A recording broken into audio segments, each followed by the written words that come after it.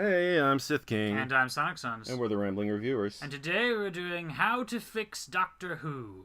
Or, more accurately... The 50th anniversary, because... Well, no, not just the 50th, really, because I have this big old outline in my head of, like, cool things I would do with Who if I could jump back in time by, like, a year and tell Moffat to, like, you know, knock off some of his worst ideas. Not that I hate Moffat. I don't actually hate anything, really, in Doctor Who. You know, I'm like, oh, this one I didn't like as much, but, you know, it's okay. I will say the 2013 specials were a disappointment. The Time of the Doctor, Day of the Doctor, Name of the Doctor. We reviewed a couple of those before. It just didn't add up. Yeah. So I want to go over this, change up the 50th, change 11's exit, tell you about the idea for an arc for 12, and then move into 13 a little bit, because I have just that many ideas, and I'm sure you'll contribute randomness along the way. Yeah, okay, first things first. In Doctor Who in general, okay, having all the Doctor's opponents show up at the same time, that was fine once. If you do it more than that, it becomes a little baffling how the Daleks manage to be part of any group without trying to kill them. The Cybermen go any length of time without trying to convert the other races. Yeah. Likewise, and plus, it just makes it seem cheap when the Doctor wins again and again. It removes the dramatic tension from each of the individual races. And as well as their specialization. Normally, you deal with a certain race, and you have to do special tactics to deal with just them. But when you're dealing with everybody, you have to use some sort of vague, I can beat everyone at once tactic. Yeah, and unless you're an anime character, you don't have those. Yeah. And even then, it's bullshit. Yeah. Pretty much.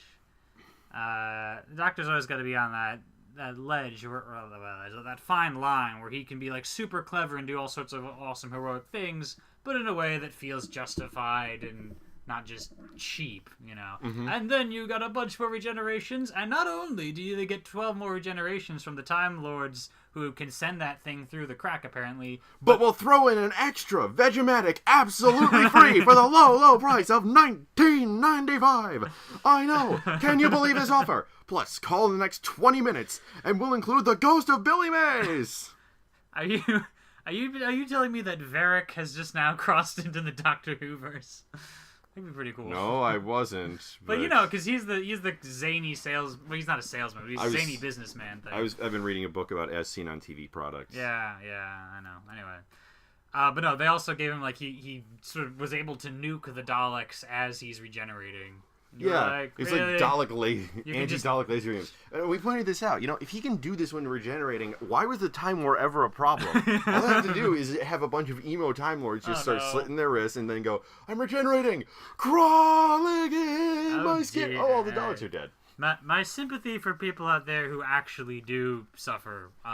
That was just a joke, what we just said there. Anyway. No, really? It was a joke? I just want to be careful to people who are actually in trouble. Look, if you are in trouble, you have my greatest sympathies. Yeah. I'm just saying that it was a stupid mechanic. And in the show, yes. The thing with the laser was dumb. Yeah. Yes, I kind of figured they would figure that out from the context. I know. I am absurdly weird that way sometimes. Yeah, you are absurdly weird. It's a great thing to be. That should be on a t-shirt. Absurdly weird on the front. It's a great thing to be on the back. All right. So how would we change this up? No, it should say absurdly weird on the front. On the back it should say it's a great thing to squirrels. yeah, that works.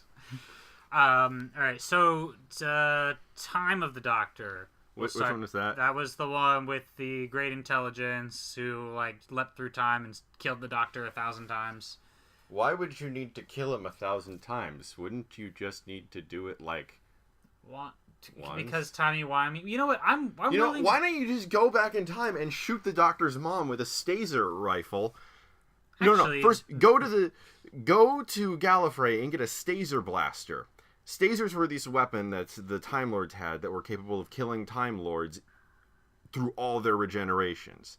Meaning, basically, if you shot one, you wouldn't have to shoot him like 8 more times. But yeah, okay, go to Gallifrey, grab one of those things, go back in time, go to the Doctor's mom, and plug her in the head. You know, there's actually a thing for that, because her Doctor's mom is presumably stuck in the time lock. Aha. But anyway, or she died earlier. Or she died earlier. The point I was getting to... No, shoot her before she, gives birth to him. Right, but is that in the time lock too? Like, the entire existence of the Time Lords has been wiped out from the universe. Timey-wimey, we'll never figure this out. Well, actually, yeah, it's kind of hard to figure, because, like, in Russell T Davies' run, there were multiple... Heck, during Nine's run, like, the first place he took her, Rose, was to the year 5 billion, or whatever. Yeah. And the tree people managed to say, I am Groot! You haven't seen Guardians of the Galaxy yet, have you? No. Oh, okay. That's a character in Guardians, isn't it? I get it. Yeah, it's a tree. He's a tree person whose only vocabulary is "I am Groot." I see. Yeah, I've been meaning to see this movie. Yeah. I hear it's good. I'll see it tomorrow, actually, with my cousins. Oh, okay. Then we can do a review. I know. Normally we see movies together. The audience is all like, they saw a movie apart? Oh my gosh. I saw it with my little sister, but whatever. My little sister. I just felt like saying that. Yeah, you can. If you could never say that again ever. If you could never say that again ever for as long as you live, that would be great. All right. But anyways, so what I was getting to though was no. The tree. Okay, what I was saying is the tree people scanned the Doctor and they're like, "Oh, you're not a human. You're a Time Lord." And then later, during 10's run, when they're in that school episode with Sarah Jane, the lead Krillitane goes, "Oh, I know who you are. You're a Time Lord." And then he lists up, "Oh yes, your people were famous for non-interference to the point of indolence, but you're something new," implying he's familiar enough with the Time Lord's system of methodology that he knows about... That 10 is different from his predecessors. Well, not his own, the other Time Lords. He's different from the other Time Lords. I don't think the Time Lords themselves... Yeah, actually, I have no idea. So my concept, and this is actually something I was going to get to later Make it clearer! My concept was we're gonna call these things time, and then there's meta time. And basically, meta time is what we, the audience, are experiencing. So backwards in meta time, there used to be the Time Lords. And, then after a certain amount of meta time has gone by, they've been wiped out from existence. Now, some races are intelligent enough that they've kept records somehow that last through meta time. Like, they can do that somehow. And some races are Deadpool and can break the fourth wall. And so that's the gist. So you could go backwards in time to see, like, where Gallifrey had been, but it's not there. Only backwards in meta time would it be there, and no one could go backwards in meta time. And that's your sort of catch-all excuse for timey-wiminess. I was going to say, the Great Intelligence is not cool enough to deserve super killing the Doctor that way. If anyone's going to pull that off, I say it's the Master, right? Whom I know is not around anymore, but I'm sure they could come up with a way to bring him back. Anyway, so that didn't, quite add up. Either don't do that thing at all, or do it with a different villain. Oh, and he had those... it was nice to see the Great Intelligence come back. He was a classic, super classic, second Doctor. Mm-hmm. He first showed up mind-controlling Yetis, I'm pretty sure. I think it was Yetis, yeah. Yeah, okay. You gotta admit, that's pretty cool right there. Okay, so what's your secret plan? I'm mind-controlling Yetis. Okay, congratulations. That is very original. You have your Davros, and you have your people trying to instigate nuclear war. No. I'm going to mind control multiple Yetis and have them as my shock troopers. Yeah, no one would see it coming. It's less of an impact for someone who's just a new Who fan. Like, I know the old stuff mostly through osmosis and, through a few episodes I've seen. But as far as my experience goes, Great Intelligence basically only existed for the previous, dozen episodes prior to him super killing the Doctor. Yeah. And it wasn't enough of a build-up and all this to, make it feel right, He did have a cool plot with the Wi-Fi thing. I like that episode. But that was one episode, It was one episode. He showed up one other time. I didn't really like it as much. It was the snow episode. Where they defeated the alien by crying. Or not alien, whatever. They defeated the villain by crying. And I was like, little too far, guys. Little too far. That seems to be a weakness of, the later seasons of 11's run. They beat the villains in the stupidest fucking ways possible. I still think the leaf was the dumbest thing ever done in Doctor Who. Third dumbest. First dumbest, the Twin Dilemma. I don't think there's anyone who would disagree with me on that. Second, the Sixth Doctor's outfit. Now, please keep in mind, I rip on the Sixth Doctor's outfit a lot. I like the Sixth Doctor. His outfit just had a higher sanity loss per second rating than Cthulhu. But yeah, it was the third dumbest thing in Doctor Who. This leaf represents all of tomorrow. No, Clara, sweetie, it's a fucking leaf. I sweep up like 1,000 of them every fall. Or if I don't... Is this a thing now? Are leaves super weapons? I am Davros, leader of the... here's a pack of leaves, motherfucker! No! My weakness!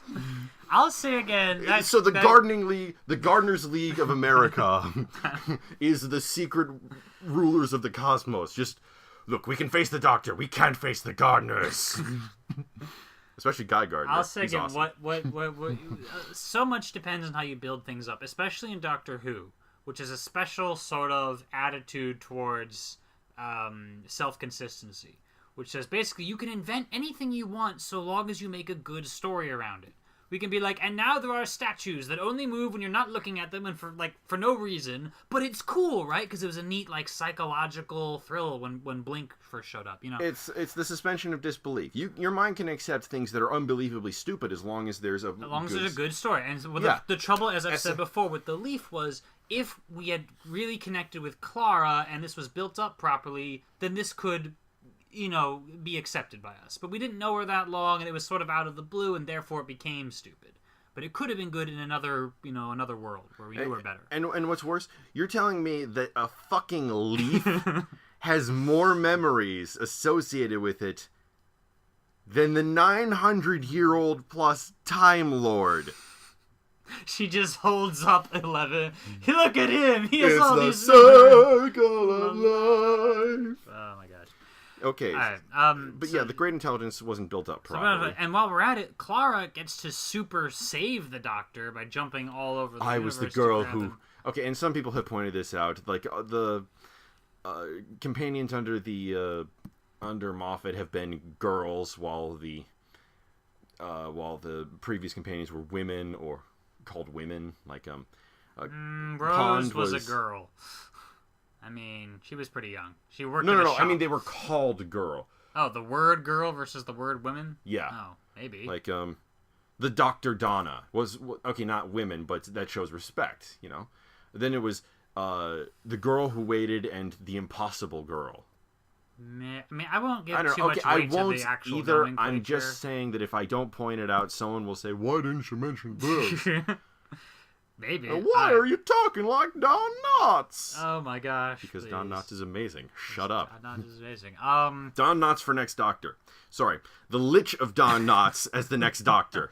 So... Well, golly, I'll work for you, BBC. Just keep my phylactery polished and my skeleton minions happy. Moving on. Why would you want to move on from the topic of Don Knotts' Lich? Dear me. Alright, so basically... And now you know how the Pony in the Box meme thing went so off track so quickly. Anyways, I'm sorry. Continue. So, for Time of the Doctor, I'm just skipping it. I mean, you could, arrange, you could grab the pieces of that and make something out of it, but I'll just leave it aside for now. None of that super saving the Doctor. Making it so that Clara was the Time Lady who said, "Oh, steal this TARDIS."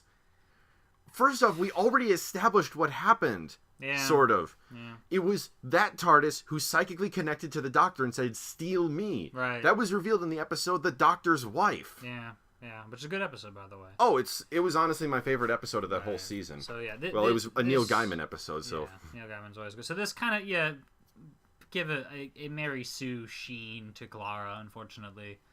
Well, less sheen and more 50,000 candle light bulb. Maybe. I permanently saved the Doctor forever and evers because I am to specials. Yeah, and a little bit. I don't know. And plus, she was flying through the time vortex alone.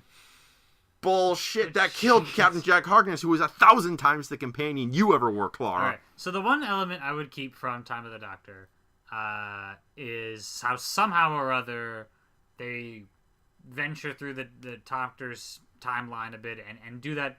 They're in that one weird spot where his former selves are running around, the echoes of himself, and we can do that. He's the one who broke the promise. He's the incarnation who was not the Doctor, right? Because that was a neat, teaser. I loved that like, thing. What is this thing? That was Who is easily this guy? the single coolest moment, not only in that episode, in the season. Yeah, I could have probably. Yeah, it was like, what I did in the name of peace and sanity, but not in the name of the Doctor. Yeah. And introducing John Hurt as the Doctor. And then the season ended, and we had to wait until the 50th, and we're like, no! Right. Which is a brilliant idea. And I would go with, I would have switched as either just introducing name of actor or name of actor as the Warrior. Because he needs a name, which is we not already the went Doctor. into that. We did this, so I'm just touching on it briefly. And I don't think John Hurt was, a nice actor, but he's not who I would choose. Yeah. As we said earlier, with our Warriors, I got this guy who's just huge, broad-shouldered, fierce face. If you have to go with an old guy, go with the guy who played K from Men in Black. I guess. Tommy Lee Jones. Because he can do the really grizzled old bastard who hates everything thing really well. He does do the grizzled bastard, but more of a, how do I do this? I'm going a little more conquistador in my mind, raise an army type of thing, as opposed to lone gunman type of thing. You know what I'm saying? A slightly different vibe there, even though he doesn't have an army in my scheduled events. Okay, but so he has what two armies. They're up his sleeveys. But ching. So what happens then in the 50th? I have it as 10 and 11 don't actually meet the Warrior at any point. Because I don't want to mess with this timey-wiminess thing. Shouldn't he remember from, I guess, their memories were erased and the whatever. The Week of a Time War, which, as we mentioned earlier, should be an actual time war. It should feel like things are going back and forth and they're confusing in a cool, creepy way and all this. I mentioned before, the soldier who runs onto the battlefield and sees his own corpse fall over and then runs onto the battlefield anyway, and it's this bit of courage in there and complexity. Well, that's one way to take out a minefield. Okay, there's my leg. There's a mine over here. Oh, there was a mine over there. Not anymore. So this badass warrior guy, who maybe we don't even recognize at first, maybe he was just in silhouette before, I don't know, bursts into, the vault and grabs the moment, which is just this golden, I want to give it a name too. I called it the golden moment. Just, names. They need to be a little more memorable. Make it look super simplistic. Don't give me this this steampunk clockwork stuff. Give me this ball of pure gold. Yeah, I was going to do that. Just a ball of pure gold, and occasionally little black dots appear on it. Mm-hmm. It almost looks like a little star. You could do that. And then possibly as he's fighting, I want to do, maybe you can do this attack technique that splits off your timeline to a dozen copies of yourself for the next 20 seconds. So there's a bunch of you running around punching people or whatever. And then if one of them survives, and that's the one you become, Oh, I had this great idea. You see a Dalek appear behind a guy, and suddenly a laser comes out of nowhere and slams into it, killing it instantly. The soldier looks back, looks at the angle where the thing went, pulls out a rifle, a laser rifle or something, and pulls the trigger. It fires 3 feet, then enters into a portal, the same portal that the laser had emerged from earlier. Oh, so he does a stable time loop with his own weapon, basically. Yeah. That'd be pretty cool. And the people would be chanting about screaming about paradoxes all the time. Quick, turn on the anti-paradox thing, because there's so much crap going on, I'd love to see the Might Have Been King and his army of never-wers. I'm imagining these four-legged velociraptor made of shadows and dust, just latching onto a Time Lord, and they instantly de-age super age into dust, and they explode in a burst of golden life, and nothing's left. Wow, that'd be cool. And then I like the sense that no one even knows where these guys came from. The war is so complex, it has created new creatures out of raw time stuff just by sheer chaos, So everyone's freaking out. I like that. I'm imagining a Time Lord a Dalek rolling around, except instead of the swiveling head, it's a Time Lord's head on it, yelling, "Forward, time brothers! God, that's scary. Death to Davros's abominations!" Hey, you wanted time abomination. I got it. That is a good abomination thing. Yeah. Except instead of a plunger, it's a single hand at the end of a bony tentacle. A bony tentacle. A bony tentacle. Wow. We are going to break the budget on all this, but hey, imagination does what it likes. Hey, as long as we're imagining time, Russell T. Davies said, "We're never showing the Time War because the budget constraints would be greater than the sum total of all money in the human race." The budget required would be greater than the budget constraint would be what they normally give us. Crap. Yeah. Which I think it possibly would happen, and maybe Moffat had better ideas that just couldn't happen. But even with low budget, you could still do that double corpse thing that I mentioned. That's just trick photography. That doesn't even need CGI, you know. Yeah, they did the portal thing you mentioned. That doesn't need anything special, really. Mm-hmm. So it's like, I think the script was really rushed somehow. Mm-hmm. Even 50 years, but okay, I guess it was rushed at the end there. Yeah, so... So what was happening in the plot? The warrior bursts him and steals the thing and takes it back to his TARDIS. And maybe as we first meet him, he is already on the TARDIS and is either about to go steal the thing or... Oh, I had this neat idea of him facing like a Dalek fleet or Dalek cruisers like attacking some Time Lord ships. They're also big cruisers. And he shows up in the TARDIS. And he gets on the radio with the Time Lords. Okay, you have to give me like access to all your systems. I'll rewrite them to do what I need to do. Yeah, you mentioned this, and then he just kamikazes all their ships. He uses them as a kamikaze against the Dalek ship. You know, like that's what I want to see. And he would like have this small moment of being sad about it, but he'd be like badass at the same time. You know, he's the Doctor, but he's the badass version of the Doctor. Anyway, so he gets the gold moment alone on the TARDIS, and asks it. You know, we have a small conversation where we clarify how this works. That because the Time War is so complicated, it is created like a time knot, and you would see it, and like all these timelines have like, you know, come together and swirled around each other, and it's very tight. And the golden moment presents itself as a woman, but not as Rose, just as this like pure golden, you know, person to talk to with these green eyes and very unaffected speaking style, like, and now, you know, the knot exists in time. And can you kill just the Daleks and not the Time Lords? And no, it is impossible. They are too well connected. And her weapon is this scythe, this golden scythe that will just cut the entire knot out and put the whole thing in a time lock and end the war and kill everybody. But she cannot kill her operator, which is how the Doctor survives. His first thought is to go get Susan and make her the operator, because he would rather sacrifice himself. But in order to operate at such a large scale, you need to be of a certain level of power and understanding, and there's only like a dozen Time Lords who can do that, and all the rest of them work for Rassilon, or are Rassilon, right? Or are Rassilon. All 500 of them. Damn it, Rassilon, we told you to stay away from the copy machine. Right, so obviously Rassilon doesn't want to kill himself in this process, or kill all the Time Lords in this process. Also, even if you are willing to do it, you need a power source. And the only one who has a power source big and bad enough for this is, the Daleks. And they have their own artifact called, like, the Black Star or something. And you need to merge these two together to give her enough power, and then she can use the scythe and undo the Time War and kill everybody except for the Doctor. He will survive. And the Master survives because of a loophole and because he's awesome. Went to the end of the universe and all this stuff. But one other thing I forgot to mention, which will be there from the first moment of the Warrior, the 8th Doctor is there. Yes. And the whole audience is going, what the hell? How is he? Who is this the 8th Doctor? I thought that we just saw him die, because we would have him, I would still do the Night of the Doctor, where he would die and become a warrior on purpose.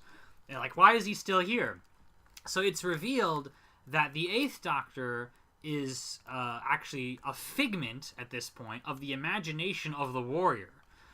So he's not physically present, but he's still running around and telling him and basically being his conscience and mourning whenever we have to make these great sacrifices, crying for those Time Lords he had to kill and so forth, arguing that the Warrior shouldn't be so vicious.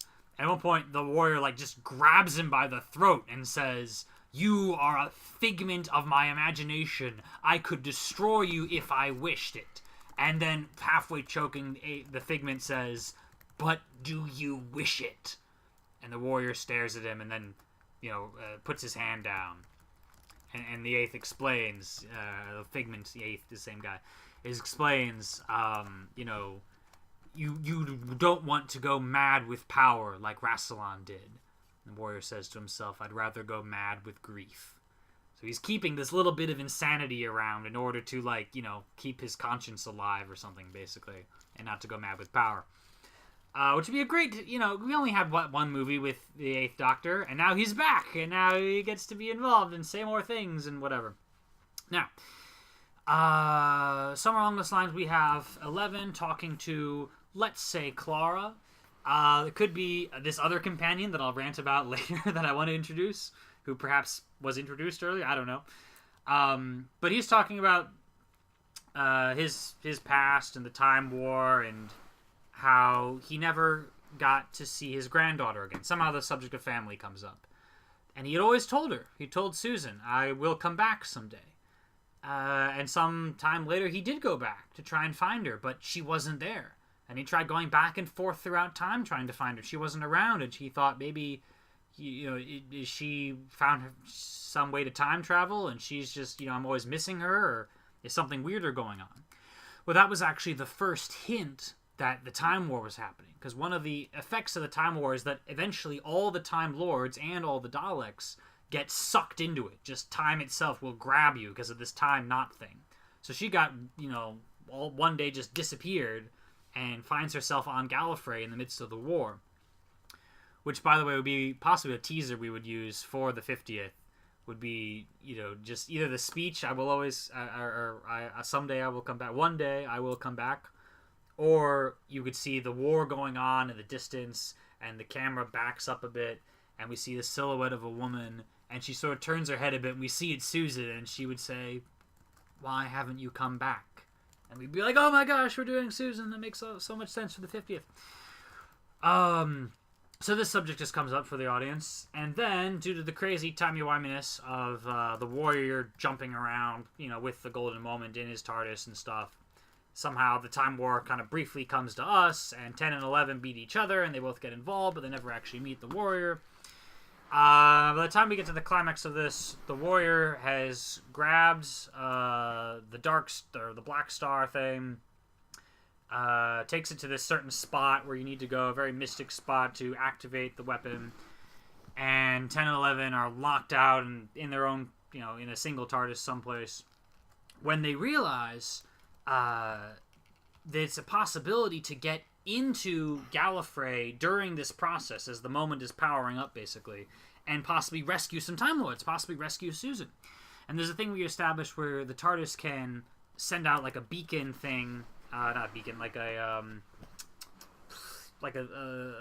energy rope, basically, to a tow line to drag another ship to safety or something. Yeah, we've already established that several times, like when they did that with the Earth, and when they did that with the ship that was trying to get away from the black hole. Right. Okay, so for some reason there's only one of them that's like working, or you can only do one ship at a time. It becomes a critical plot point.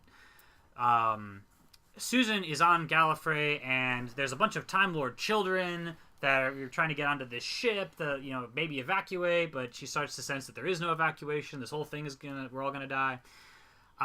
So. And how are you going to work in what Rassilon is planning to do?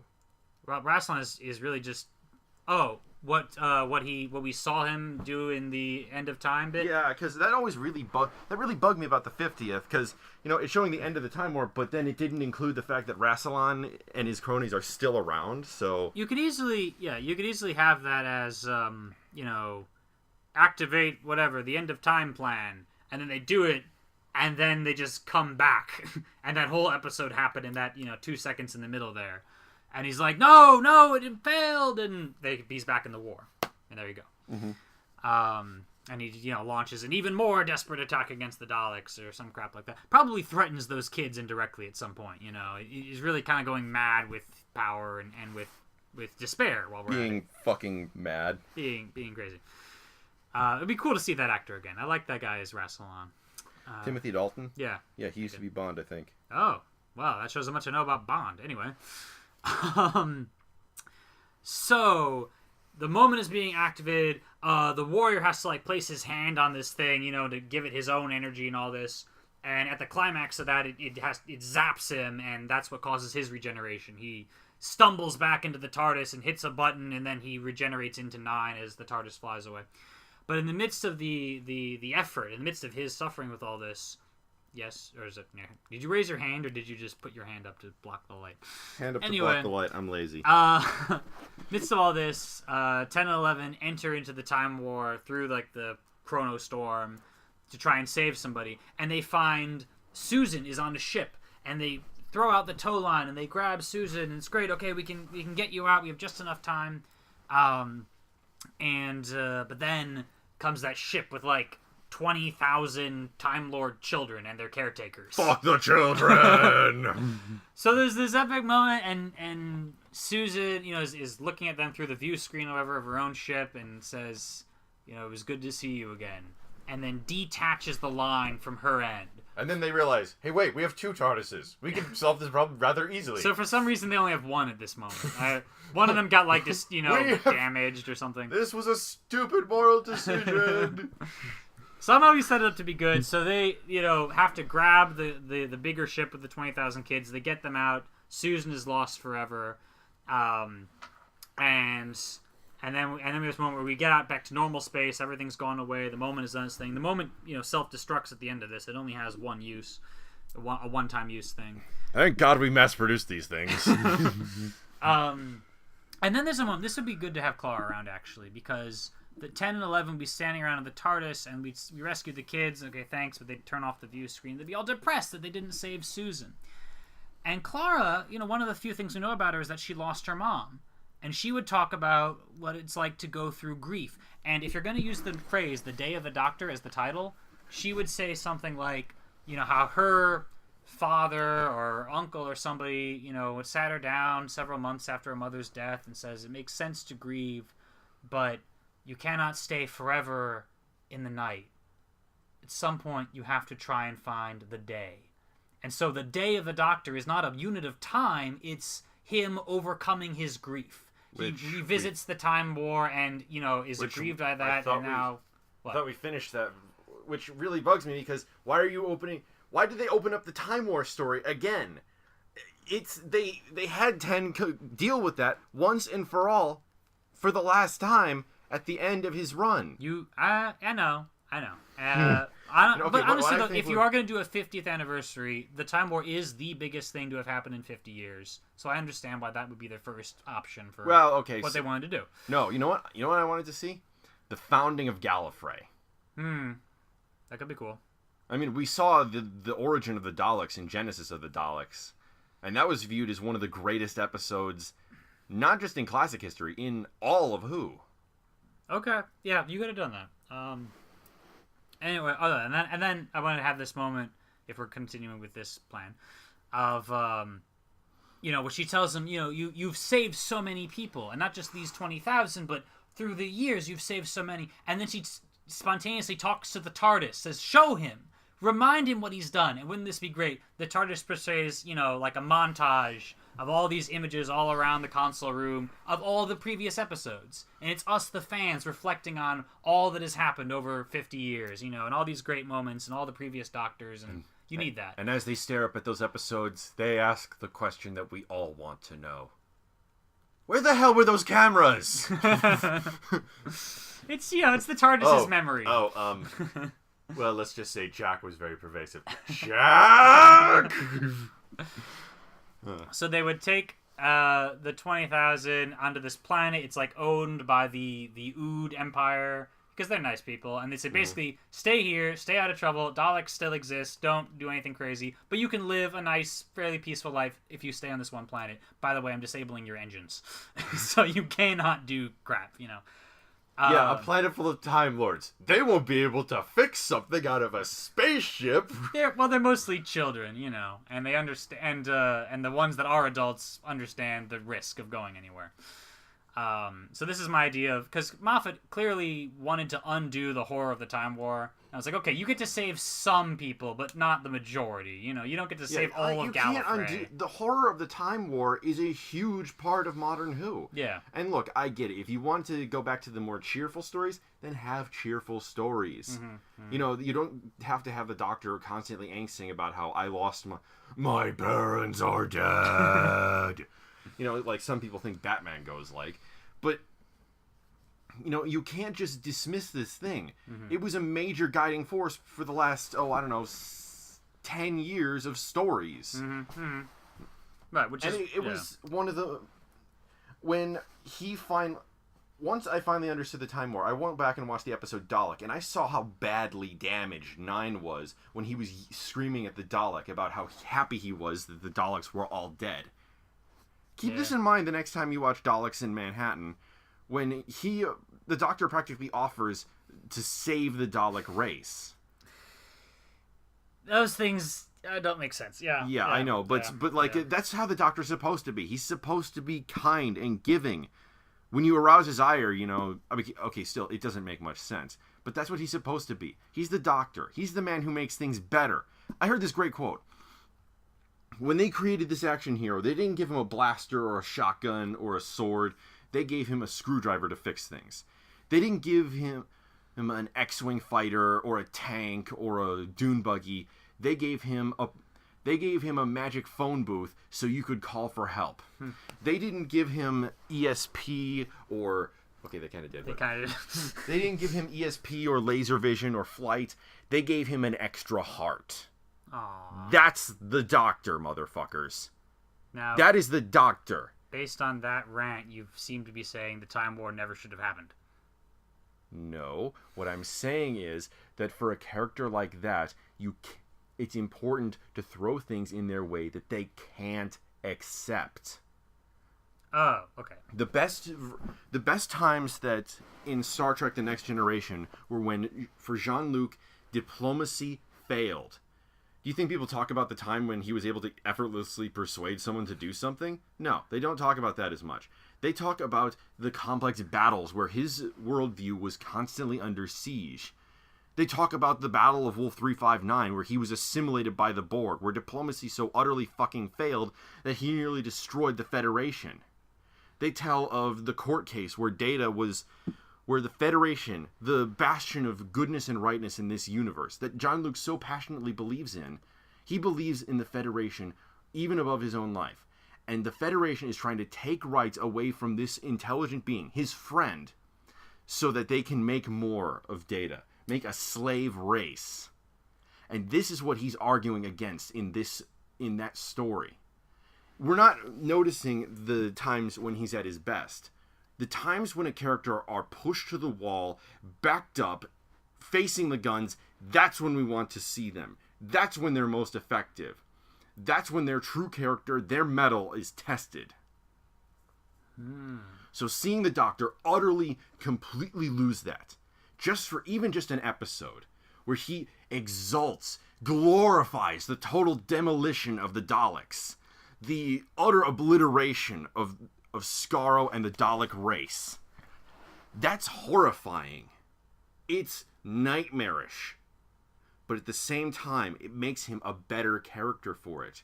Because we know that he's not just good and sweet and nice, which is something that I do criticize children's cartoons for, making characters so one-dimensional that they're like Pinkie Pie. Yeah, she has some extra dimensions, but she's like, I'm Happy Party Pony. But the Doctor, he acts like he's a good man. And then we see episodes like when he went and tried to rescue Amelia Pond's daughter. And he said the thing that I think sums up best why the Doctor is both loving and terrifying. Good men don't need rules. Today is not a good day for you to find out why I have so many. That was a good line. It shows that, yes, he's a good man, but he's a good man by choice. He has darkness inside of him, and he rejects that because he's seen exactly what can happen if he lets that darkness out. He's seen galaxies reduced to the merest particles, and he's done those things. That's the Doctor. He chooses to be a good man. But you should also remember and never forget what happens when he chooses not to be. Which is what I've been revisiting in this whole 50th with The Warrior. Yeah. So there we go. That's what happens when he's not good. There you go. So. Well, actually, some of the I could argue that it's 11 is when the Doctor wasn't that great either. But yeah, 11, but that's story quality. 11's a good Doctor. Oh no. Some of the writing is Look, bad. Nash said it first. I'm saying it again. There has never been a bad Doctor. I will agree. Yeah. So anyway, that's what I did to bad scripts, but not bad doctors. Bad script. So that's what I did to the 50th anniversary. So there are Time Lords now, but they're not a major player, and they're hidden away and all this stuff. And they can maybe show up once in a while, but they won't be ever big like they were in Old Who. And we revisited all that darkness and stuff, and maybe gave ourselves a little bit more hope, but without, like, you know, what we really did in the real world. They're like, and now Gallifrey is in a painting or something. And now weird. Gallifrey is in the Phantom Zone, and if you see it, you can see it passing General Zod and Ursa and that other guy who doesn't speak, whose name I can't remember. Yeah. I want that to happen, by the way. I want just the two paintings bump into each other. A Dalek goes into the Phantom Zone. What are you? Oh, crap. So in Name of the Doctor was lame, and it was the end of Eleven's run. And I thought, okay, that piece of shit? Yeah. What would I do differently for that? Everything! Everything! Alright. Okay, step one. So, step one, here, I'll start here. Who gets to kill 11? Okay. We have to change absolutely everything. Well, yeah. So that means it starts off, the Doctor is listening to his music player while he's waiting for Misato, when all of a sudden the third angel bursts out of the ocean and starts attacking. That would be interesting. Can you imagine like an Ava scale sonic screwdriver and him just running up to an angel and going, "Oh my God, you're gorgeous! What are you? Ooh, ooh!" And the angel is just like, "I'm kind of supposed to be killing. What's going on?" Oh man. Doctor, look, do you mind if I kill you? Oh yes, of course. Anyway, ooh, your AT field. It has a frequency of this. Beep. Oh. Okay, well, I guess that works then. All right then. Okay, back to the story. So they Okay, can I do my version of it? Yeah, what first? would you do? Okay, first and foremost, I like the idea of a gigantic battle. The problem is that we've done this a whole lot of times in 11's run so far. Do not pick one enemy. Not the Daleks, and not the Cybermen. Because, quite frankly, those have both been done a lot, both during 10 and 11's run, and 9's. So pick something else. And furthermore, get rid of that stupid battlefield from Time of the Doctor, Name of the Doctor, whatever the hell... Trenzalore? Yeah. Trenzalore was fucking stupid. The whole planet was stupid. The planet was, okay, it's a 15th century human village in the middle of space for no reason at all. At all. Fuck you, Moffat. So, and the Doctor decides, okay, the best way I can save these people is to give up traveling through time and just sit here forever. Instead of, using the TARDIS to move the planet somewhere else. That happens a lot in Who, actually, where he goes to some place and the people there are in danger and it would make sense to evacuate them via the TARDIS, and for some reason the TARDIS is not available till the end of the episode. Yeah, but usually it isn't because he sent the TARDIS away. Yeah, that was weird. I don't know exactly what happened. So, yeah, that happened. Okay, so step one, remove Trenzalore from the equation entirely. That was, okay, as a position for the final battlefield, yeah. But the town of Christmas? So my version also does not include the town of Christmas. Why the fuck was there a town? Why was it light years from Earth? How did it get here? Why is it populated by humans? Why is it always Christmas? Why is there a truth field? Why does the truth field not frickin' work on the Doctor? Because he's apparently able to lie all the frickin' time. Well, at least once, yeah. Okay, but still, that's more times than it was supposed to happen. Yeah. Okay, let's see, what else? Okay, so Trenzalore, final battlefield of the Doctor. What is worth defending? Okay, the location of where he sent the kids. Or the painting. Oh, interesting. So he has to defend this because he can't move it because it's fucking heavy or something. I don't know. The Daleks have like or the enemy, whoever it is, has a thing to stop him from doing that. An energy field or something. No, not the Daleks. Not this. Bring back the Santarans. I can see that. No, seriously, the Santarans were famous in Doctor Who as being possibly his most dangerous enemy in the classic era because they actually managed to invade Gallifrey. Oh, I've not seen that one. Yeah, it's classic Who, so, I know you. And... Yeah, I have not seen most of that by a long shot. Yeah, but the Sontarans, they're trying to get hold of Time Lord technology so they can finally defeat the Routons and proceed with whatever the Sontarans want to do after. Kill everyone else, I presume. They just conquer everyone else. Conquer everyone else, right. Yeah, they're not Daleks. They just want to fight because it's glorious. Yeah. I'd like to see the Sontarans fight against the Klingons. That would just be a fun thing. Ooh.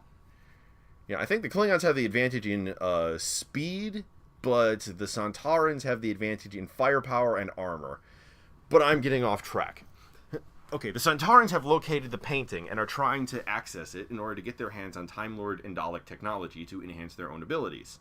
Do you want to go with painting or kids? Or both, somehow? Both. Okay. Okay, well, whatever. They've found the MacGuffin, which is being protected by some energy fields set up by whatever's inside. So the Sontarans are trying to get at it so they have access to Dalek/Time Lord technology, whatever's in there. The Doctor has to come down and protect it. There's no Church of the Silence at all, because that was a stupid fucking thing. That was very dumb. It was like, okay, we're the head of the church, and the Daleks have infested us with Borg nanites that make us turn into Daleks, except that they don't do anything because we're still able to do whatever we want without being controlled by the Daleks. So what was even the point of that whole scene? And the Silence are confessional priests. And yeah, you couldn't have... they had machines that just wipe your memory. We saw that in, like, the 3rd or 4th episode of Amy's Run. The Beast Below. Yeah, Beast Below. Why do you need to bioengineer an organism that shoots lightning from its hands and is completely invisible to your brain? It's like they were just trying to come up with a origin story for the Silence, but that doesn't fit them at all. And it's almost like, in other news, it turns out the Weeping Angels started off as plumbers. Like, what? Man, the Mario Brothers got really hardcore. Okay, so we have your confessional priests. Is there any... Oh, by the way, they're able to shoot lightning from their heads like the goddamn Sith. Is this a problem? Nah. What priests? I mean, don't all confessional priests have the ability to shoot lightning from their hands? They don't. Well, boy, are our faces red. Or we would if we remembered what we were upset about. Yeah, seriously. Use mind-blanking robot technology, Do that. And what's the point of forgetting everything that you confessed? Part of the good thing about confessing is getting the weight off your chest that you... Saying, okay, I did something wrong, but here's what I did. It feels good sharing this with another person. If you forget you did that, then what's the fucking point? I don't know. That made no sense. Yeah. Okay, so that's gone. The Sontarans are being manipulated by the Silence. Oh. Who are an actual race and not the stupid fucking church thing. Okay. The Silence found out by infiltrating the Earth about UNIT and stuff. And they were informed of what happens during the end of time. They want to ascend to the next plane of existence and take over the universe, and are using the Sontarans to get their hands on Gallifrey or Gallifreyan technology so they can ascend to the next plane of existence. Interesting. Now, I don't know how this relates to Silence Must Fall when the question is asked, though I have an answer to that later if you don't, so either way it works out. So Silence Must Fall when the question is asked. I personally think they were just fucking with him. That would be interesting after all this time. Yeah, we were just messing with you. Yeah. You put so much effort. Oh, you should have seen the look on your face. Or perhaps you did and just can't remember it. Weird dicks. Like they did this to them. They did this to themselves over like generations. Okay. So, because the ability to be forgotten as soon as you're not seen, that seems like a silly thing. Unless it's something you did on purpose, so you would have power to manipulate Precisely. people. Okay. And lightning hands, because they're part Palpatine for some reason. Because they watched a lot of Star Wars, yeah. I gotta imagine the Silence just walking through doors and going like, waving their hands and the doors open, and they're like, excellent. So wait, the Silence are actually Star Wars fanboys who want to kill the Doctor because Star Wars must rule all. I'm just kidding. Which is why George Lucas is dead in this universe. Hey, he shouldn't have put in Jar Jar fucking Binks. Okay, so the Silents are manipulating the Sontarans in order to get access to Time Lord technology. And the Doctor has to go down and stop them. And then he gets killed by the Silents, or both of them. Who kills him? He manages to convince the Sontarans to turn against the Silents because, they're the Sontarans, the proud warrior race. Sontar, ha! You are not supposed to be manipulated by these fuckheads. And besides, if you kill them, you'll be the greatest heroes in the universe, because otherwise these idiots are going to be going on, manipulating other cultures to get what they want. And the Sontarans, do you want to be their little whipping boys? Have Strax deliver this speech. Ooh, not even the Doctor. I would like that. Give Strax a cool moment. Okay, yeah. And have Madame Vostra and Jenny with them just so we can have some funny moment where Strax shows up. Warriors of Santar, I bring news of our true enemy. Why have you brought this scaled boy and fleshy boy with you? They are apparently of the woman variety. And we have names. Shut up, boy. And Strax is the one who says, shut up, boy. Shut up, boy, I'm saving our lives. Anyways, our true enemy are these things. They make us forget. We are proud Sontarans. Are we ones to be made fools of? Yes. By the Doctor, a worthy adversary, not these things. And Strax just pulls out a laser shotgun, and just blows a Silence away. Look at that! A single shot! That would have taken one of us 8! You think these are worthy allies? You think that they will stop manipulating us because they have this technology? No! We are ensuring our own destruction. At best, and at worst, we will be nothing but slaves. Sontarans are no slaves. Sontarans are the greatest warriors in the universe. Sontar, ha! Sontar, ha! Sontar. And Madame Voster's just like, these stupid what are you doing? And Jenny's going, Sontar, ha! Sontar, ha! I was a Sontaran the whole time. Okay, not really, but I just thought yes for Jenny going Sontar, ha. I was just thinking to myself, if you were doing Sontarans versus Silence, like, how would they maintain their memory? And now I'm thinking they grab some Silence and they just, like, have, on every console of their ship, they have, like, one Silent tied up or something so that he's always in view, so they always remember that Silence exists, And then just, like, yeah, that'd be kind of fun. Yes, do that. Just post them on all your walls everywhere. I'm just imagining having these wraparound one-eye HUD devices. They show you like an image of a Silent all kind of like what's that crazy... Kind of like the eye patch thing. Yeah, except, cooler and not so stupid. Cool. Okay, look, I have a weakness for floating holograms, like in Mass Effect or in other works. I was not a fan of the design of the eye patches. So, yeah, anyway, so the Doctor eventually convinces the Sontarans... Okay, no. The Doctor doesn't convince them of squat. He actually makes it worse. But Strax comes in. Yeah, Strax comes in. The Doctor tries to explain things to Strax, who is brought there, along with Madame Vostra and Jenny, by Jack Harkness. Hey, Jack! Because, this is supposed to be like the Doctor's big battle with all of his allies and stuff. Although I'm getting this mental image... Although I'm getting this wonderful mental image of Strax walking out of the teleport field. Ah, Doctor, your friend Jack Harkness showed me a new way of medicine. And then he presses a button on his arm and his song starts playing. Ooh, yeah, sexual healing. It was very satisfying. You see, like, Madame Vostra just looks shell-shocked. I didn't know you humans could do that. Oh, dear. Let's face it, it's Jack Harkness.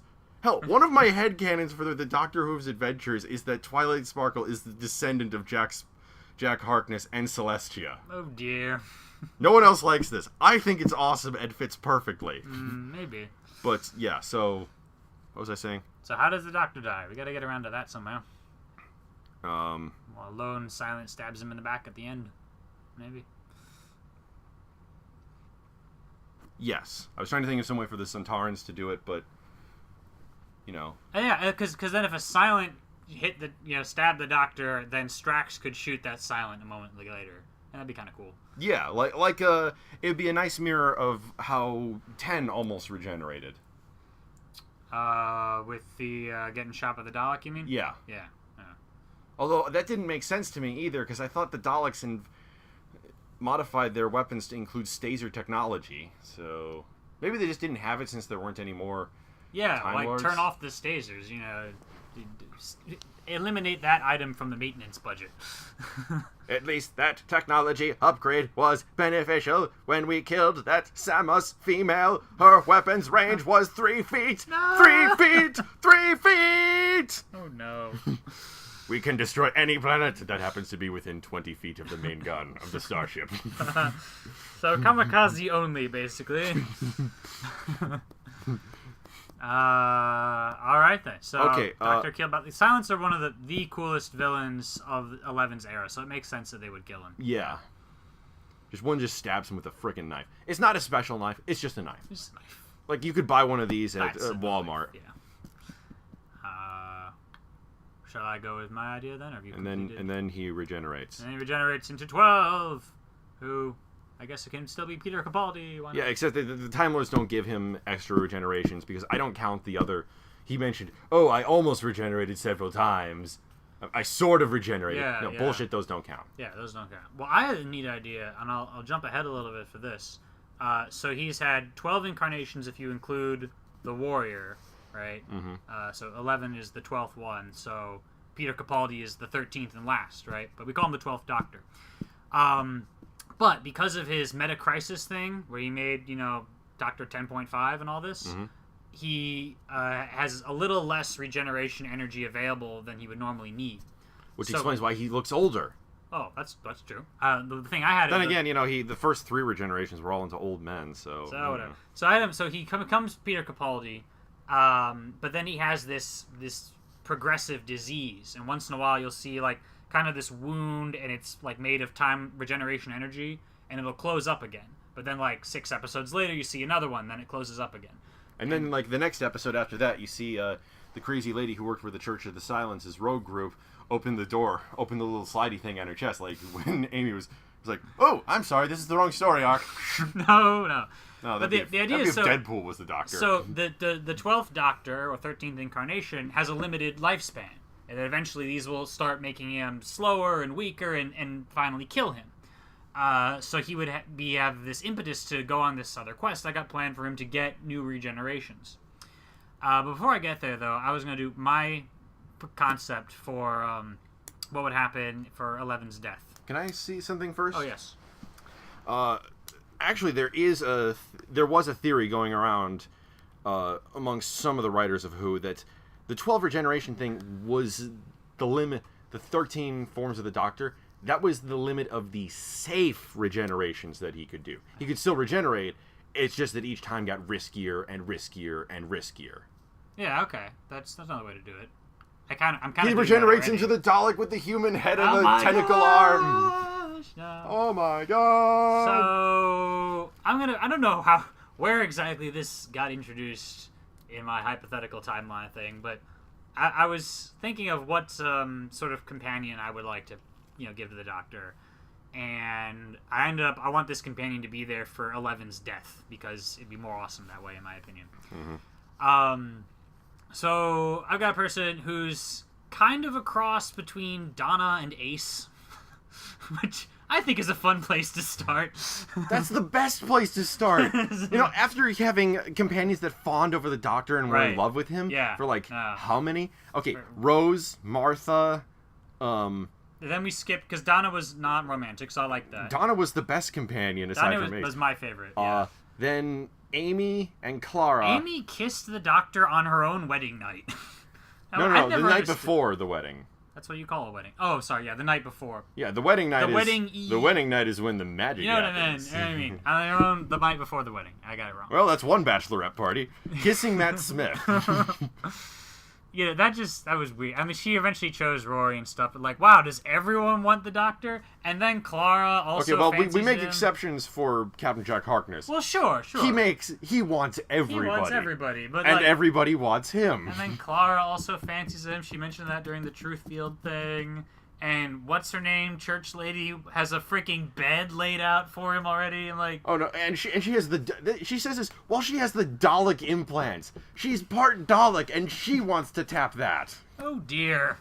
Oh, tell me, you said, oh, she has a freaking bed set up, and yet I say no. I meant that. That's what I mean. Oh dear, to Moffat. Not I to thought you mean. I meant to Moffat. What's wrong with you? Yeah, dude. The Doctor. Look, honestly, I don't think he's that attractive. Neither do I. Okay. David Tennant, I might tap that but, if I was a woman. But Matt Smith, honestly, he kind of looks sick. I don't know. He looks I'm not even going to care about what he looks like. I just care that this one element is repeated too often. Yeah. It's like, we have other things to do besides falling over the Doctor, thank you. So yeah, I was like, somehow the Doctor is... I think maybe we'll do like a stable time loop thing with this, where he knows that he's going to have this new companion, and the companion has to be picked up, in this certain area of, guess what, Britain. They're always in Britain, aren't they? Whatever. Get an Australian companion. Oh, Australian? Well, we did one of those once. Remember, what was her name? That spent the whole season trying to get back to Australia. No. Wasn't it the airline pilot? Wasn't she Australian, or was she different? Oh, I meant like actual Australian. Like... Oh.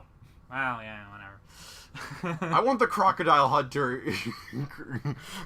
I want Steve Irwin in space. Just having a... Crocky, look at this Silurian. Oh, her teeth are really sharp. Danger, danger. Doctor, get this human off of me. Jenny, help me, you bitch. So he, I gotta work on all these details, but he meets some girl named, Jane. Who this is gonna twist on you, because she seems, kind of Clara-esque, Amy-esque, girl, whatever, nice enough. Who cares? And she's got, interacts a couple of times with this guy who's like fixing her car, like welding stuff, whatever. Got the full mask on, and his name is Casey. Oh my God! Is that Casey Jones from Teenage Mutant Ninja Turtles? No, but that'd be interesting, wouldn't it? Yes. Okay. So the Doctor doesn't know Jane's name here. He knows he's looking for someone. Or no, he knows her name, but he knows that her companion is supposed to be from this area and supposed to be a woman. And eventually it comes to, all right, well, I have to reveal this to you. Actually, I'm an alien, and I'm from space, and you need to come with me, because apparently you're going to be helpful in saving the world. It's you, Kristen. I need you to help me. Well, my name's not Kristen. What? That's over here. And then the guy comes over with the big welding mask or whatever. You're Casey. No, and she picks off the mask. It's a woman underneath. Yeah, KC, Kristen Cross, what do you want? Yes. She's got this thick accent that I hardly even know what that is, but I just want that, whatever. And he's, what? You're the, okay. And I just want to see you take a crowbar to a Cyberman. Yes! This is, so... Daleks and baseball bats, crowbars and Cybermen. Wiffle bats and Suntarans. So... Pool noodles and Silurians. So it turns having a whole episode. It's not even a plot. It's just a big pool noodle fight with the Silurians. Unit and Silurians battling each other out with pool noodles. I'm sorry. Nerf weapons versus antimatter okay, that actually could antimatter monsters plus Nerf. Not actually a good idea. Never mind. So it turns out these two people are sisters, Kristen and Jane, and they're basically polar opposites. Kristen, who goes by her initials Casey, and which comes out as Casey half the time. I'm just going to call, she's okay with people pronouncing it as the name Casey. So she's a former soldier, and is badass for being a soldier. And part of her backstory was that she... Give her an artificial limb. Like, that explains why she's so young and why she's out of the military, even though she's still tough as nails. Like, she has like a... That could be part of it. But part of what I had for her was... that she had faced this moral dilemma in the military, where she had been sent to bomb a building, right? She works as like a bomb tech or something like that, which is a great thing to have. So she sets the thing, and it happens to be a dud. But thank God, because it turns out there had been a mix-up, and they'd sent her to the wrong building, and she was gonna like blow up some kids or something, right? And that was part of her inspiration to leave the forces after a tour of duty. Was like, I don't know if I'm really being the hero anymore. I nearly killed innocent people, you know. Which eventually leads to her giving a badass speech to some Sontarans, which is, you think you're a soldier. Play out here playing Soldier Boy, making a game of it, killing anyone you can. A soldier is one who has heart, who fights for a reason. You ain't got a reason, you ain't a soldier, you're just a killer. We do have a reason. It's fun. And then they gun her down. Oh, no. Oh, we do have hearts. We surgically remove them and install these mechanical pumps. They're at least 30% more efficient. They're at least 30% more efficient, boy! So she's a former soldier. She works with machines and stuff. She works as a machinist now. And I want to do side steps with her all the time. You think you've got her figured out, and then, like, whatever. Like, at some point, she just randomly starts playing violin, like, off on her own. And the doctor walks in, like, you're playing... Oh, it's just because I'm a soldier. You think I can't play the ruddy violin? That's a stereotype right there. Mechanic. You don't want to. Or former soldier, whatever. Yeah. No. Just say mechanic, because she's a mechanic, right? Yeah. You know, because if you keep bashing in the "I was a soldier" part, you're gonna get. I didn't mean her to mention it every episode. Just it was coming up right now as I'm talking about it. But yeah, mechanic, if you want to, whatever. Just because I work with machines all day, you think I can't play the ruddy violin? That's a stereotype right there. And I'm like, oh, I'm sorry. You racist. You racist. She walks out. I think I have this little running gag of her complaining about the doctor being stupid with stereotypes and stuff. Because one of the random things I point out, this has a dual role for me. She's asexual, which serves the role of A, no freaking romance with the doctor. We've had enough of that. And B, I don't know of any, like, confirmed asexuals in fiction. Like, they need to have somebody somewhere who's cool, right? Mm-hmm. So I want her at some point to be, like, in the middle of something else. She's, like, preparing some alien machine to go stop an invasion or something. And they're talking a bit while she's doing this stuff. And he mentions something about, have you ever had a boyfriend, or, somehow it comes up. And she goes, no, I can't. It's not my prerogative. Oh, why? Why is that a thing? Well, because I'm Ace. You're what? She pulls off the mask, and it was Ace the whole time! Okay, don't have to. Just have her say, like, I never had the time. I never wanted one. Well, no, but I like her putting him off balance. That's a good thing for a companion to have. Just for 10 seconds. He's like, no, you're not Ace. I remember Ace. Wait, what are you talking about? I'm asexual. And he's like, oh, so everyone has to be straight or gay now, huh? There ain't no difference in between. Well, I'll tell you something. My sister thought I was gay for the longest time because I didn't have a boyfriend. Tried to set me up with one of her girlfriends. Nice enough girl, but didn't really work out. Now, if you excuse me for a minute, I gotta go save the world. Little lady named Ace. She carried around this baseball bat with her whenever she went. And then she took over my body. What? Hello, doctor. What? Oh, and then the stereotype I'm a Goa'uld. And then on the stereotype thing, she was gonna mention the doctor be like, oh, so that's why. Oh, wait. Oh, you're thinking because I'm asexual, that's why I'm the way I am, and I'm all tough as nails and stuff. That's a stereotype, more. If you're gonna judge someone on a sample size of, I don't know. I didn't want to play it too hard, but you can make it work. The way you're just saying it sounds like you're playing it a little too hard. Maybe. Like the Clara in the Clara from Dalek Asylum, which, massively wasted episode. Yeah. I wanted to see the weapons, the special weapons Dalek. Not just as a background character. I wanted to see him chasing the Doctor with his frickin' energy bazooka. Yeah. And just blasting away. Yeah. But anyways, and they shouldn't have erased the Dalek's memory. That was a stupid plot point. Anyway, okay. She mentioned briefly, I remember that from one of my past girlfriends. And my past boyfriends. She just like randomly Alright, well, it all depends on the context of it. But I wanted to bring up the stereotype thing because I wanted to have her to mention the word, that idea at least twice, so that we could have this third bit, like some episodes later, where the Doctor just casually mentions, well, it can bring you back to home in Britain. Oh, just because you saw me in Britain and I have a British accent, you think I'm British? I'm ruddy Japanese, thank you very much. Okay, now you're just bullshit. And then he would stare at her for a second, and she goes, you fell for that. You're smart, so you can be really stupid sometimes. For the second, the whole audience is like, wait, she's Japanese? But yeah, so I had her with this, soldier with that's self-directed, mentality thing. Obviously, doesn't know much about alien stuff, but would learn. When she exits as companion, it's not because she lost her memory or just walked away. It's because she joins like some freaking human empire of the future as one of their commanders, and is like, I'm happy here. And he was like. And as the doctor leaves, he realizes, wait a second. The fifth great and bountiful human empire,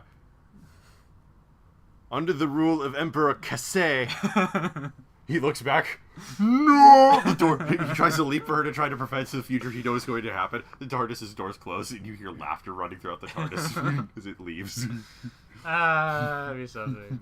Yeah, she's cool. Oh yeah, I'm just imagining like there's these devotional pictures, like fancy pictures of, like the portraits they do of the president. Emperor Kasei, she's got a crowbar over one shoulder, holding a Cyberman's head in one hand, and grinning like she's absolutely freaking insane. Also, her hair is on fire for some reason. You get the impression that she did this while the painting was going on. Yeah. You! Paint me a freaking painting! I'm gonna put this over the fireplace! Yeah, something like that. Just keep the doctor on his toes. It'd be fun. And what else do I have in there? So, I was gonna have some episode where both she and the doctor get kidnapped and like taken to separate cells. And they both escape, and she's, like, running over, like, she gets to his area, his cell block, before he gets to hers. She runs in with a gun or whatever, and he suddenly sees her in the hallway, and she's like, What are you doing saving yourself? I was gonna be all here, be there here. What are you doing? Whatever, and let's go. Like, as if she's the guy now, so, just for a moment here. But also plays the violin, just sidestep all the time, like, and a little bit of good. Because, people are complex that way. I like my deep characters. Yeah. So this is eventually leading up to the Eleven's death. Now, I was thinking, who would kill 11? Silence is a good It was me! Silence is a good option. But if it's not going to be the Silence, I would do Prisoner Zero. That was my favorite, or second favorite at least, among the 11 shape-shifting monster who couldn't get the voices right? Yeah. Oh, that was a good one. Prisoner that was Zero. a good. So, somehow... That's why he was in prison in the first place. He killed... for murder. Oh. And then, because of timey-wimey, he killed him before he met... The doctor met him. Wow, that's possible. Okay, I had it thought of as revenge plot. Where somehow, Prisoner Zero is imprisoned again at the end of that episode. And he says the Atraxi will kill me this time, but there's a delay between now and the execution. During that time, gets access to communicate thing, sends out a false distress signal, gets the doctor to land on the prison planet without knowing what it really is. Something like that, right? Mm-hmm. So he's running around, and at some point, discovers this little girl who says she's been abducted and she needs to be saved. She was probably sending the original distress signal, right? And also, I want to do an ending to River's song. This is one of the few things I really liked about Time of the Doctor, was that moment where he has to say goodbye to River, and you say it as if it's not the last time and stuff. If that's how you're going to do it, that's the way to do it. So I had River is broadcasting a hologram thing into this area because there's an uplink with the library or something. This is post library River, and she says she has this sense, this timey-wimey sense that this is the last time she will see him. That she doesn't know his... whatever. Because she's partial Time Lord herself. So somehow she knows. She suspects. So they do this goodbye scene. And she mentions that maybe she'll get the generator working for one more minute. But no, it's not working. Never mind. And so they do that. Say goodbye as if it's not the last time bit. And then she fades away. And then the doctor is with this girl, and he goes down this hallway or something, down deep into the bowels of this mysterious complex, and then opens a door and finds that same girl lying in a coma in a medical facility, right? And just as he's thinking about that, the freaking 10-year-old girl, jumps on his back with, left arm over his left shoulder and the right arm as a knife, and just plunges it straight through his chest, and whispers in his ear, "Silence, Doctor. silence will fall, and then morphs into like the Snake Prisoner Zero style form. You only got one of them. Sucks to be. Okay, now you got both of them.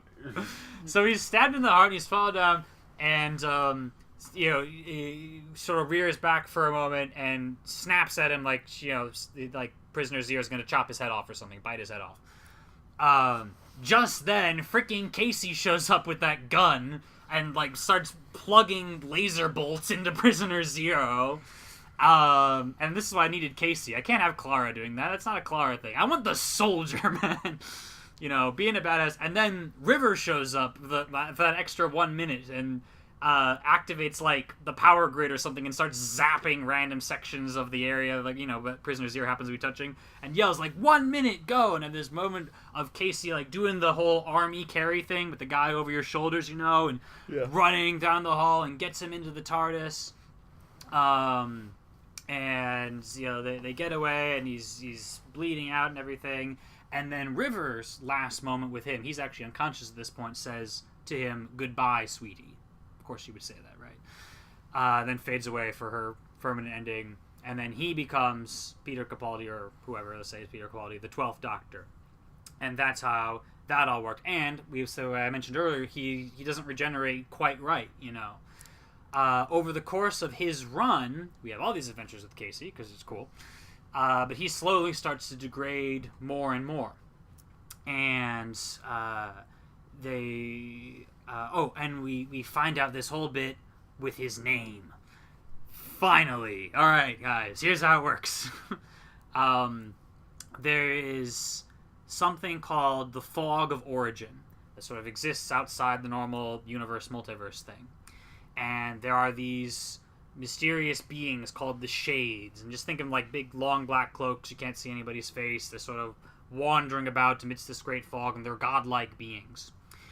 And one of the Shades, they're all trying to find a way to create a universe. So one of them found it, the spark of creation, came up with the idea, and thereby created the multiverse. So it's and then it got lost, and the Transformers had to go to Earth in a crappy Michael Bay film.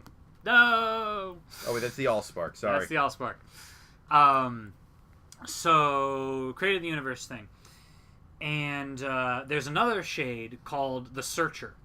And the Searcher can kill one of his fellow Shades and take its knowledge. But he can only do that once. It's like this special dagger he has thing. So he needs to figure out which of the Shades possesses the spark of creation. He knows all their names, but he doesn't know which one has the spark. It's all like done internally or something. You can't see.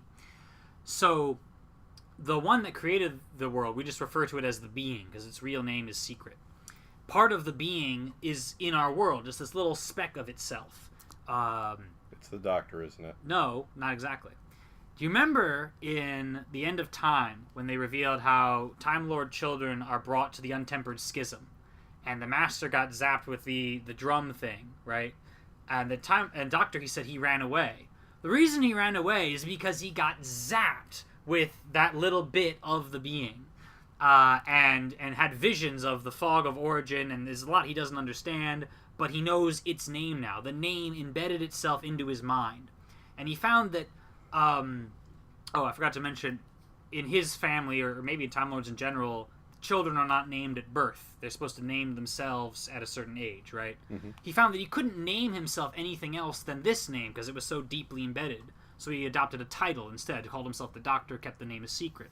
Knows that the name has to be a secret, because if the Searcher should ever find out, because the Searcher is also a slightly part of this universe, then he can take that knowledge back to himself in the Fog of Origin, go stab the freaking god thing that created the universe, and then remake it in his image. So, do you remember in that episode with this creepy hotel, and the Doctor, briefly confronts his greatest fear, right? Yeah. And they didn't see it, and it was eventually revealed it was a crack in time and space. Screw that! It's eventually... Wait, it was revealed? That was what it was revealed? It was, yeah. They did that during the Christmas episode. You know what I mean? The name of the Doctor. Whatever.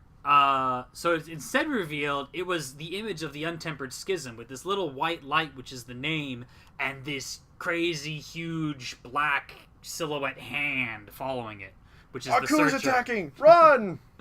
Which is the Searcher. So the Doctor knows he's got to keep this name a secret, but the Searcher is growing stronger with metatime. Now, it won't live forever. It'll get to its peak, strength and then, evaporate. So he has to evade it long enough to make that happen. But in the meantime, he has to find this other thing, this energy majig, that can give him more regenerations, because he's dying, right? And the Searcher, being this godlike shade being, can see timelines and is, subtly manipulating him, when it has the power to reach out. And once in a while, there's some ship that just gets destroyed by this hand, and it's just super Cthulhu-like, I like the Doctor to have a Cthulhu villain, So it eventually comes down to the Doctor is nearly dead. He's alone on the TARDIS. He's flying through the vortex. He's going to try and find the great spark or whatever that can give him more regenerations. And we do the opening credits, and the TARDIS is, flying through the time vortex. And then the credits end, but the shot doesn't change. It just keeps flying and flying. And then the hand jumps up oh shit, I thought it was the credits. It's actually the beginning of the show. And he's flying around avoiding this thing and bouncing through all sorts of crazy timey-wiminess. And eventually grabs the spark, but then gets shunted back out into regular space. And the spark falls onto this planet, and so does the TARDIS, and it's damaged. And it falls down, and the Doctor is sort of injured, and then the gravity is 90 degrees off. So he has to climb up the floor to get to the door to get out. And the Searcher is forming more and more, and now there's two hands approaching the planet. And Casey shows up with her freaking fleet, and they do this energy thing to restrain the Searcher as long as they can. Possibly the Time Lords, the new rescued Time Lords are involved in this too. But anyway, so he's running, and then the energy thing, the restraints, fail, and the ships all run out of power, and the hand descends, and it creates this giant fire around the spark, so the Doctor can't approach it. And he turns around, and the Searcher's face is finally forming, the first time we've ever seen the face, and he looks back at the certain death just behind him and all this. And I forgot to mention something earlier. When a Time Lord dies, this could be introduced with those new Time Lords. When a Time Lord dies, they can still exist for 30 seconds later as just pure Force Ghost. Force Ghost, pure regeneration energy thing. So the deal with the face is approaching, and he says that line that the blue-headed guy told us way back when, on the plains of Trenzalore, where no being can... Oh, yeah. That's Trenzalore still in this. Trenzalore has a natural truth field in my version of things. So he's crash-landed on Trenzalore, right? And he can't escape now, and he's injured, and he's going to die anyway. Where no living being can speak falsely or refuse a question. And then he jumps into the fire. And the people on the ships and the scanners are looking at him he's dead. And he's Force Ghost, right? And the face of the Searcher yells out, "Doctor Who!" And the Doctor spreads his arms. Silence must fall when the question is asked. And then turns and he's falling apart a bit, but he's walking through the fire, walking towards the spark, and makes some small reference to we had a good run. We found the cities made of smoke, and the people made of smoke, and the cities made of song. But you know what? I'm not done yet. And grabs the spark thing, and the whole planet explodes. And the Searcher... Damn it, Samus! And the Searcher, it evaporates, because that was his moment of maximum power. He dies, and the whole fleet is there, and he's not around. What happened? And someone says, "Oh, the Doctor is dead." They give him a eulogy and stuff. Yeah, the Doctor is dead. And then, I know. And then Casey, right at the end of this, has someone go over the search logs. Is there any debris from the TARDIS? Even a bolt, even a piece of wood, anything? No, ma'am, nothing. And she just smiles. He's not dead. And then we'd fade to black. And then we'd hear her scream, "Oh, crap, how am I going to get home now?" Well, she has a fleet now. As of this version of Casey. Oh. And then we fade to black, and then you would just hear the TARDIS noise, entrance noise, and hear the door opening. And that'd be it. And then Doctor Who would take a break for a year, just to leave everyone on pins and needles. Yeah. Don't even mention don't even have any announcements of who the next Doctor is going to be. No, that's just it. Because I do this clever thing for the 13th Doctor, right? Where it's going to be, the Doctor's out there somewhere. Anyone could be the Doctor. Anyone. We'd have all these trailers where you see someone, kind of prominently in camera, and people would be like, "Is that the Doctor? Is that the Doctor?" Like, you don't know anyone. And then we'd have some new companions involved here, and there's several people who seem to be maybe connected to the Doctor somehow. You don't know. They're all kind of weird, and maybe they're searching for the Doctor, or they're aliens in any case, or one of them might be a villain, and no one's sure. And eventually winds up to 4 different people with companions, all meeting at once, all pulling out their screwdrivers and going, "I'm the Doctor!" Wait, what? No, I'm the Doctor. I'm the screwdriver. What? I'm a doctor of orthodontistry. I put braces on things. So then Is this going to be the banana TARDIS? Yes. God damn it. Yes, it is. God damn it. Damn it, why did I not see this coming? God damn it. No, we are not doing the Chiqui TARDIS. It was so fun. Oh my god. Alright, well, even if you don't like bananas, here's how the rest of this goes. For those of you who are not Sith King and do not know this. Or who haven't seen the Pony in a Box meme panel. Right, I know. Well, not everyone has seen that. So the idea is that upon that touching the spark thing, the Doctor regenerated but into 4 forms of himself. They're all like quantum echoes, we call them, that can only exist temporarily. And they work this out. They are all the Doctor. And I think 3 out of 4 of them are girls. Like, why not? Or two out of 4 are girls. One's a guy, and the 4th one mentions randomly, actually, I am technically a hermaphrodite. Oh, well, that's fine. That's fine. How do you like your pronouns? Female, thank you. Okay, good. All right. I'm technically a squid. Yeah, something like that. So the Doctors, they quickly named themselves Doctors A, B, C, and D, and Dr. D was the crazy kooky one. All their TARDISes are wrong colors, like green, red, white, and yellow. The yellow one belonging to Dr. D, who is crazy, and his TARDIS is full of bananas for some reason. And this involved a lot of fun, multi-Doctor thing without actually having previous Doctors. But then eventually they re-merge, and the fans at this point are all thinking, okay, so you had 3, temporary Doctors that were female, but you wouldn't have an actual girl Doctor. And finally it emerges the official 13th Doctor. You're a girl. Yes, I am. Dun, dun, dun, dun, dun, dun, dun, dun, dun. And that is my big epic plan for that. Because we've had freaking all these male Doctors. It's time to have a girl, finally. I get you guys. You had your 50th anniversary. You had your full 12, actually 13 Doctors. Now, finally, a little bit of gender, variation. Along with all these other awesome things. And I think Casey is great. Okay. Is there anything else? I think that's my whole plan. You have anything? Nope. Yeah. We're good. I've been working on this for a while. So I hope you enjoyed that hour-and-a-half long rant. It's what we do. Yep. Anyways, I'm Sith King. And I'm Sonic Sun. Signing off.